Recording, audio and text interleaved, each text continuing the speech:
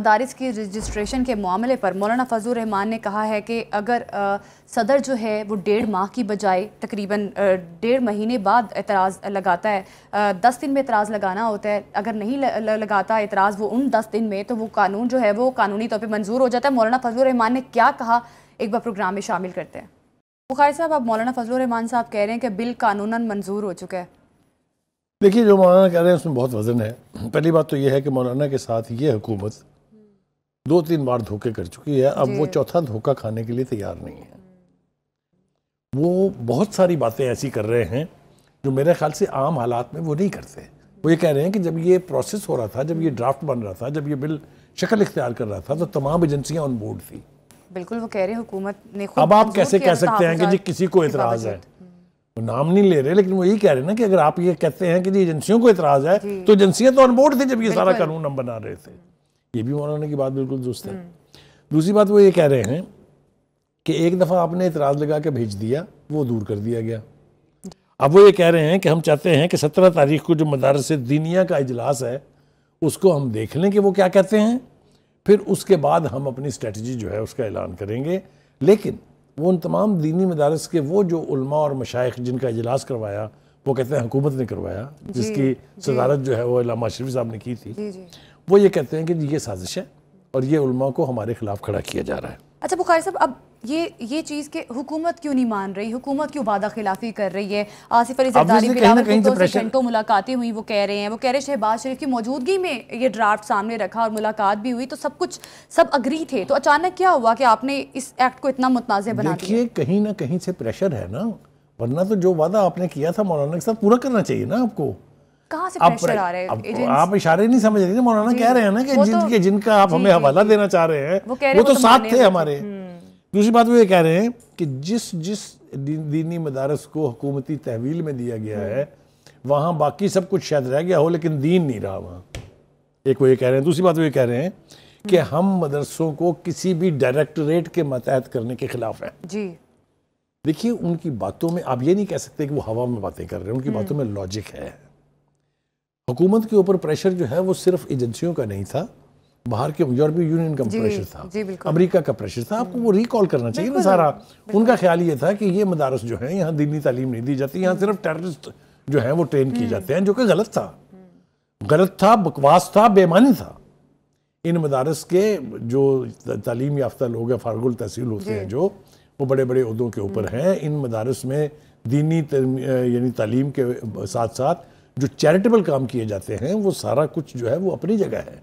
لہٰذا آپ اپنے بیرونی آقاؤں کو خوش کرنے کے لیے اگر مولانا کے ساتھ ہاتھ کریں گے تو یہ وہ نہیں ہونے دیں گے۔ وہ دھمکی دے چکے ہیں، پہلے بھی انہوں نے کہا تھا کہ ہم آئیں گے پھر اسلام آباد، اور یہ بھی کہا تھا کہ کسی کا باپ پھر ہمیں روک نہیں سکتا۔ مولانا اپنی اسٹریٹ پاور جو ہے ایک سے زیادہ دفعہ ثابت کر چکے ہیں، چاہے وہ ان کے ملین مارچ ہو، آپ کو یاد ہونا چاہیے، چاہے وہ ان کا دھرنا ہو جب وہ اسلام آباد گئے تھے، 13 دن تک وہ بیٹھے رہے تھے۔ آپ کو پتہ کس قسم کا طوفانی موسم تھا، ایک ورکر نے اپنا پیر نہیں ہلایا وہاں سے، بارشیں بھی ہوئی۔ اور بخاری صاحب، مولانا فضل الرحمان کی اسٹریٹ پاور تو ہے، اس میں تو کوئی شک نہیں ہے۔ اب آپ کو کیا لگ رہا ہے کہ حکومت کیا اس پوزیشن میں ہے کہ پاکستان تحریک انصاف کا بھی احتجاج کچھ روز پہلے گزرا ہے، تو کیا حکومت اتنا پریشر ریٹین کر سکتے کہ مولانا صاحب بھی ڈی چوک پہنچ جائیں، اسلام آباد پہنچ جائیں؟ پہلی بات تو یہ ہے کہ آپ نے درست کہا، پی ٹی آئی یہ چاہے گی کہ مولانا بھی باہر نکلے ہوئے اور ساتھ ہی ہم بھی نکل آئیں باہر، تو حکومت کی ایسی تیسی ہو جائے گی۔ لیکن میرا خیال یہ ہے کہ حکومت وقت خود بھی اتنی بے وقوف نہیں ہے، وہ یہ نہیں ہونے دے گی۔ اور دوسری بات یہ کہ جو سیکورٹی کے ادارے ہیں وہ بھی ایسا نہیں ہونے دیں گے۔ دوسری بات یہ ہے کہ بار بار ورکرز کو لانے کے بعد اب آپ کی سخت اور ہمت اور قوت جو ہے وہ بھی تھوڑا ساتھ چھوڑ رہی ہے۔ لیکن بخاری صاحب، مولانا فضل الرحمان تو کہہ رہے ہیں وہ کوئی بات نہیں کریں گے، کوئی مذاکرات نہیں کریں گے گورنمنٹ کے ساتھ۔ وہ یہ کہتے ہیں ہمارے ساتھ سب کچھ چونکہ آپ نے طے کیا تھا، everything was all decided, اس سے پیچھے نہیں ہٹنے دیں گے ہم آپ کو۔ بات تو ان کی ٹھیک ہے لاجیکلی، کیا تو وہ ٹھیک رہے ہیں، اور میرے خیال سے حکومت کو بھی ہوش کے ناخن لینے چاہیے۔ ایک پی ٹی آئی کافی ہے دشمنی کے لیے نا، اس کے اندر مزید نہ ایڈ کرے حکومت تو بہتر ہے۔ مولانا کے ساتھ جو وعدے کیے گئے تھے میرے خیال سے ان کو پورا ہونا چاہیے، ان کی تکمیل ہونی چاہیے۔ مولانا جو ہے اب یہ ڈیڈ لاک ریزالو کیسے ہوگا؟ دیکھیں، پریشر دونوں سائیڈوں سے بنتے ہیں۔ مولانا تو پیچھے ہٹنے کو تیار نہیں ہے، بھائی پی ٹی آئی پیچھے ہٹنے کو تیار تھی، پی ٹی آئی مذاکرات کرنا چاہتی تھی ان چوروں ڈاکوؤں سے، تو ہو رہا ہے مولانا تو 26ویں آئینی ترمیم میں ہیلپ آؤٹ کیا ہے گورنمنٹ کو. ٹھیک ہے وہی نا, اسی لیے تو ہم نے بھی کہا نا آنکھیں بند کر کے ہم جو میں نے کہا ہے اس کا کیا مطلب ہے, اس کا مطلب یہی ہے کہ بھائی صاحب پورے کریں نا جو وعدے کیے ہیں ان کے ساتھ, ڈونٹ بٹرے ہم, کیونکہ ان کی ضرورت آپ کو دوبارہ پڑھنی ہے اور پڑھ سکتی ہے, پھر کیا کریں گے آپ. بخاری صاحب اب اگر FATF کا پریشر ہے تو گورنمنٹ کے پاس تو آپشن ہے ہی نہیں منظوری کا, گورنمنٹ تو کنسیڈر بھی نہیں کر سکتی. دیکھیے پھر اس کا وعدہ نہیں کرنا چاہیے تھا نا, ووٹ کرانے کے لیے, پاس کرانے کے لیے 26ویں آئینی ترمیم کو اتنا خوفناک وعدہ نہیں کرنا چاہیے تھا, اور اگر کیا تو اس کو نبھائے. پھر کیا مولانا بیک فٹ پہ جائیں گے؟ میرا نہیں خیال اس معاملے پہ, چونکہ دینی معاملہ جو ہے یہ ان کے ہارٹ کے بہت قریب ہے, اور دینی معاملے کے اوپر واپس جانا مولانا کا جو ہے مجھے دکھائی نہیں دیتا, اس لیے حکومت کو الٹیمیٹ نہ پڑنا ہے. بالکل, حکومت کو الٹیمیٹلی اس پہ یقیناً سوچنا چاہیے اور سوچے گی بھی. PTI سنجیدہ نظر آ رہی ہے آپ کو مذاکرات کے معاملے پر؟ PTI دیکھیے میں نے عرض کیا ہے آپ سے کہ PTI اگر سنجیدہ بھی ہے تو ان کو یہ ثابت کرنا ہوگا کہ وہ آر سیریس, اور جو بھی فیصلے ہوں گے وہ امپلیمنٹ ہوں گے. دیکھیے میں آپ کو اس کی اور ایک دو اور مثالیں دیتے ہیں. ایاز صادق صاحب جو ہیں وہ بہت کم بولتے ہیں, آپ کو پتہ ہے وہ اسپیکر ہونے کے بعد تو بالکل بھی نہیں بولتے ہیں. انہوں نے کہا جی کہ پہلی بات تو یہ ہے کہ جب PTI نے یہ تاثر دیا کہ مذاکرات شروع ہو گئے مجھ سے ملاقات کے بعد, یہ بھی ٹھیک نہیں تھا, یہ غلط تھا, کیونکہ مجھے نہ حکومت نے نہ PTI نے فارملی کہا ہی نہیں ہے کہ مذاکرات ہمارے شروع کرا دیں. اور دوسری بات وہ کہتے ہیں کہ ایز اے اسپیکر میں انیشیٹ نہیں کر سکتا کچھ بھی, کہ میں اپنی مرضی سے کہوں آؤ بھائی بیٹھو مل کے بات چیت کریں. وہ کہتے ہیں یہ میرا رول ہی نہیں ہے, ایک بات. دوسری بات وہ یہ کہتے ہیں کہ ایز پولیٹیکل پارٹیز آپ جس وقت چاہیں مذاکرات کا آغاز کر سکتے ہیں. کوئی بھی شخص جو سیاسی بیک گراؤنڈ کا مالک ہے وہ مذاکرات سے انکار نہیں کر سکتا, مذاکرات کو ڈینائی نہیں کر سکتا. لیکن ایاز صادق صاحب کی ایک یہ بھی بڑی اچھی بات ہے کہ انہوں نے کہا کہ جو سخت موقف رکھنے والے لوگ ہیں, گورنمنٹ کی جانب جو لوگ بیٹھے ہیں جن کا سخت موقف ہے, میں ان سے بات کرتا ہوں, آپ PTI میں جو سخت موقف رکھنے والے لوگ ہیں ان سے بات کریں. آپ پہلی بات تو یہ کہ مجھے بتائیں کون سا لیڈر ہے PTI کے اندر جو جا کے بانی PTI سے بات کرے گا, جلدی سے بتا دیں مجھے, یا کوئی ایک نام بتا دیں. بہت سارے ہیں بخاری صاحب, بیرسٹر گوہر کر سکتے ہیں بات. نہیں وہ سنتے نہیں, بیرسٹر گوہر کے ساتھ جو انہوں نے تازہ واردات کی ہے وہ نہیں دیکھی آپ نے, کہ انہوں نے گوہر ایوب کو چیئرمین کے بھی اختیارات دے دیے کہ آپ بیٹھ کے بات چیت کریں آپ ان کے ساتھ. میں نے کہا نا کہ ان کی لیڈرشپ کو چھوڑے. اچھا جی, شہری رحمان صاحب جو ہیں وہ بولی ہیں, آپ کو پتا نا جب موقع ملتا ہے تو پھر سارے اپنا اپنا سکور سیٹل کرتے ہیں. انہوں نے بھی یہ کہا ہے جی کہ اب PTI کے فیضیاب ہونے کا کوٹ ان کوٹ, دیکھیں گے انورٹڈ کوٹس میں فیضیاب ہونے کا وقت گزر چکا. ٹھیک ہے جی. دوسری بات یہ کہہ رہی ہیں کہ جناب آپ نے 9 مئی کو جو کچھ کیا معافی مانگ لینا اس کے اوپر, آپ نے 24 نومبر کو جو کچھ کیا ہے معافی مانگ لینا اس کے اوپر. مطلب ہے یہ پری کنڈیشن حکومت کی طرف سے تو نہیں ہے, لیکن یہ تقاضا آپ کو یاد ہونا چاہیے کہ ISPR نے 3 پریس کانفرنسز میں کیا تھا کہ قوم سے معافی مانگ لیں پھر آگے بڑھا جا سکتا ہے. یاد ہے آپ کو اس وقت بانی PTI جو ہے وہ آسمان پر تھے, وہ بات سننے کے لیے کسی کی تیار نہیں تھے. اچھا بخاری صاحب, طلال چودھری صاحب نے جیسے یہ کہا ہے کہ فیض حمید کا جو چل رہا ہے فوجی ٹرائل, یہ پاکستان تحریک انصاف اس لیے مذاکرات کرنا چاہتی ہے تاکہ وہ ٹرائل والا معاملہ جو ہے کسی طریقے سے دبایا جا سکے. پہلی بات تو یہ ہے کہ وہ معاملہ اب دبائے جانے سے آگے بڑھ گیا ہے. جب تک فارمل چارج شیٹ کا اعلان نہیں کیا تھا اس وقت تک کچھ بھی ہو سکتا تھا, لوگ اندازے لگا رہے تھے.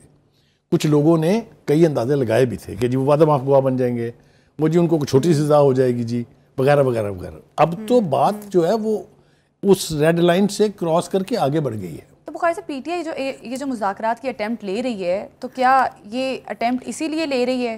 PTI کو کوئی امید ہے اس چیز کی کہ امید کوئی نہیں ہے, کر سکتی ہے, امید کوئی نہیں ہے. وہ اس کے ملبے سے بچنا چاہتے ہیں, اس لیے کہ جو دستاویزی ثبوت ہیں, جو ویڈیوز اور آڈیوز ہیں, آپ کو پتہ نا وہ پورا ایک سسٹم بھائی چلا رہے تھے, وہ سارا کچھ کس کے لیے کر رہے تھے, ان کے نام بھی تو آئیں گے نا, ان پردہ نشینوں کے نام نہیں آئیں گے اب اس میں. تو اس کو بنیاد بنا کے, اس ایویڈنس کو بنیاد بنا کے ایکشن آگے بھی تو جائے گا نا. اس کے پریشر سے ڈر کے مذاکرات کی ٹیبل پر آئے ہیں, یہ اس میں کوئی دو رائے نہیں ہے. تو بخاری صاحب کیا کوئی اور کیس بھی کھلیں گے اب فیض حمید؟ ایبسلیوٹلی, جو اس پہ انویسٹیگیشن ہو رہی ہے, جو گواہی وہ دیں گے, فیصل عابدہ صاحب بہت سارے اشارے دے رہے ہیں, جو گواہی وہ دیں گے, جو دستاویزی ثبوت موجود ہوں گے, اس کی بنیاد کے اوپر بات آگے بڑھے گی. اور یہ بھی یاد رکھیں, اس کی بنیاد پر اگر بات آگے بڑھے گی تو ٹرائل ملٹری کورٹ میں ہوگا. یہ آپ دیکھ لیں, اس پر سپریم کورٹ جو ہے وہ اسی معاملے کے اوپر غور و غوص کر رہی ہے. ایک آج پیشی ہوئی ہے کل اور آج, اور اب وہ چند دنوں کے لیے جو ہے وہ اس کو ایڈجن کر دیا انہوں نے. لیکن یہ بات بالکل طے ہے کہ اگر واقعی ٹھوس ثبوت موجود ہوں گے تو ملٹری کورٹ میں ٹرائل تو کچھ لوگوں کا ہونا ہے. اس پریشر سے بچنے کے لیے آپ نے کیا کیا ہے؟ آپ نے پہلے تو ڈسون کر دیا کہ ایسے نہیں جانے دیجیے، کون ہے فیض حمید، کون ہے، کہاں رہتا ہے، کہاں سے آیا ہے؟ آپ نے دیکھا نا جو رویہ ہے ان کا، وہ اسی لیے ہے کیونکہ ان کو یہ ڈر ہے کہ اس نے ملبہ ہم پر ڈالنا ہی ڈالنا ہے، ایک بات۔ دوسری بات یہ ہے کہ پی ٹی آئی کے اندر سب سے بڑا، جو میں نے پہلے کریڈیبلٹی کی بات کی، ایک اور بھی ہے مسئلہ۔ ابھی دیکھیے ایک طرف یہ مذاکرات کے اوپر زور ہے نا، فوکسڈ ہے نا سارے، مذاکرات ہونے چاہیے، مذاکرات ہونے چاہیے، ہم کرنا چاہتے ہیں۔ وہ ایک شوکت یوسف زئی صاحب ہیں، وہ ہیں تو ہماری کمیونٹی کے ہی، لیکن وہ اپنی درفنتنیاں چھوڑنے سے باز نہیں آ رہے ہیں۔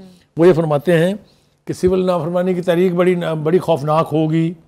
بھائی خوفناک تو آپ نے پہلے بھی چلا کے دیکھ لی تھی نا، 2014 میں بھی تو ہوئی تھی نا سول نافرمانی، ایک۔ اور دوسری بات وہ کہتے ہیں اس دفعہ جو لوگ نکلیں گے سارے سابقہ ریکارڈ ٹوٹ جائیں گے۔ وہ ابھی تک اسی وہم میں زندہ ہیں کہ بانی پی ٹی آئی کے ساتھ پاکستان کے 25 کروڑ عوام ہے۔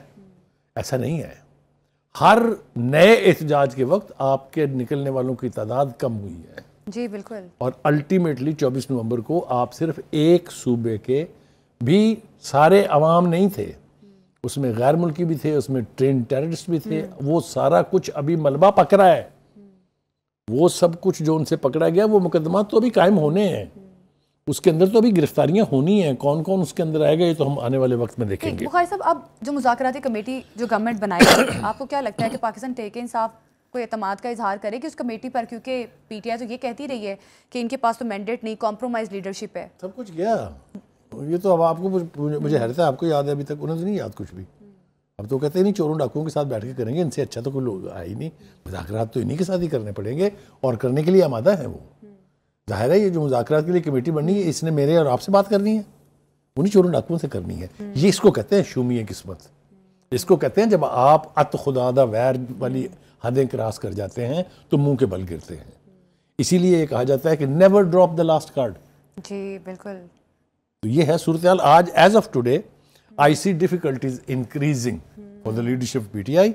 اللہ کرے ہم کوئی دعا لیڈرشپ کے لیے کہیں نہ کہیں مسئلے جو ہیں وہ بڑھتے جا رہے ہیں، اب مذاکرات جو ہے وہ کہاں اور کس حد تک آگے جاتے ہیں یہ دیکھنا بھی باقی ہے۔